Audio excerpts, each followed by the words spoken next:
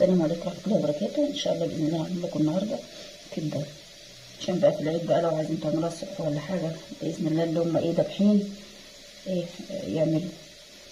ربنا يخلي اللي بيذبح. انا طبعا جايبه حته كبده عندنا بدون كلاوي مع الكبده. انا هقشر فيها قشره كده عليها شوف القشره اللي عليها هقطعها. وانا هنا هقطع حته دهن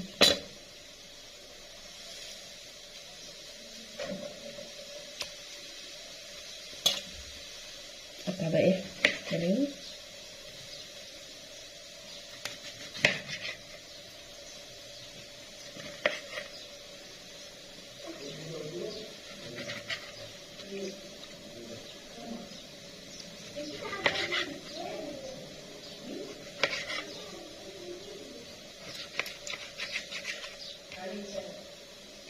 انا همسكها اقطعها الاول كده اهو، وهحطها هي الاول تستوي عشان هي تاخد سوا.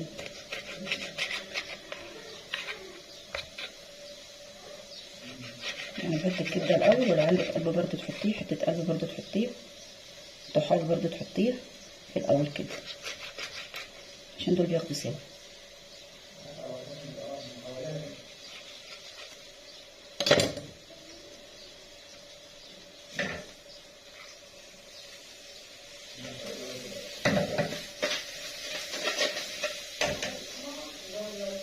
هقشر بقى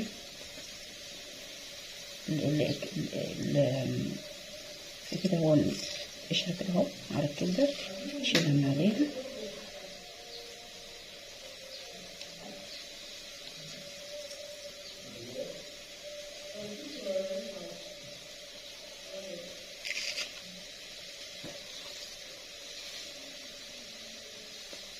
عشان ما تخش سوا، تستوي على طول. هي من غير حاجه تستوي على طول، شركنا ولا اي حاجه.